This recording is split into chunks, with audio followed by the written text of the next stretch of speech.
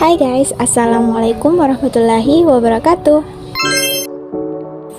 Perkenalkan, nama saya Nurul Fitra, NPM 091080319002, Prodi Ilmu Pemerintahan, semester 6. Baiklah, saya akan mempresentasikan tugas kedua dari mata kuliah Pemerintahan Nasional dengan dosen pengampu yaitu Abdul Jabbar, SIP, MSI.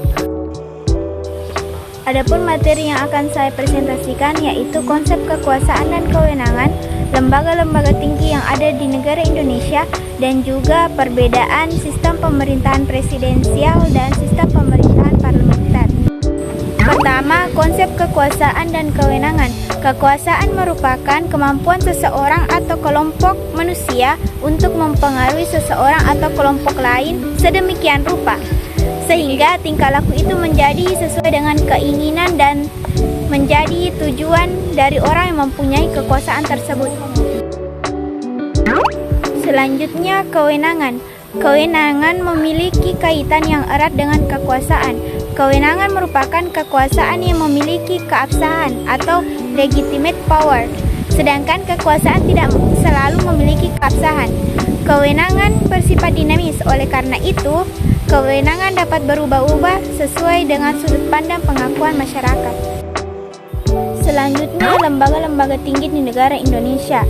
Sesuai dengan Undang-Undang 1945, hasil amandemen terdiri dari yaitu yudikatif sebagai lembaga yang memiliki kekuasaan kehakiman yang terdiri atas Mahkamah Agung dan Mahkamah Konstitusi.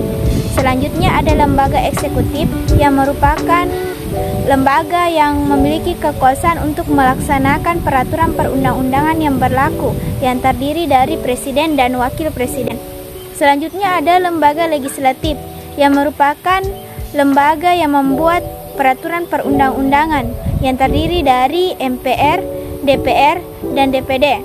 Selanjutnya ada lembaga eksaminatif yang terdiri dari BPK. Selanjutnya saya akan membahas materi tentang perbedaan sistem pemerintahan presidensial dan sistem pemerintahan parlementer. Perbedaan sistem pemerintahan presidensial dan sistem pemerintahan parlementer.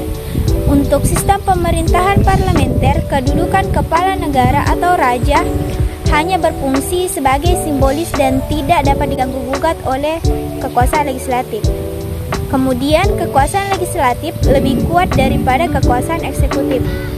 Kemudian pemerintahan parlementer juga memiliki menteri-menteri kabinet yang diangkat dan diberhentikan serta harus mempertanggungjawabkan kepada legislatif. Kemudian program-program kebijakan kabinet disesuaikan dengan tujuan politik sebagian besar anggota parlemen. Bila kabinet melakukan penyimpangan, parlemen dapat menjatuhkan mosi tidak percaya kepada pemerintah. Pada sistem pemerintahan presidensial dikepalai oleh presiden sebagai pemegang kekuasaan eksekutif. Kekuasaan eksekutif lebih kuat dibandingkan kekuasaan legislatif. Menteri-menteri kabinet diangkat, diberhentikan, dan mempertanggungjawabkan kepada presiden. Kekuasaan eksekutif presiden dijalankan berdasarkan kedaulatan rakyat. Presiden dipilih langsung oleh rakyat.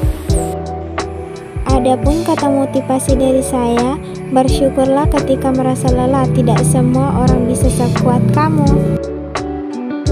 Demikian presentasi dari saya akhiri. Assalamualaikum warahmatullahi wabarakatuh.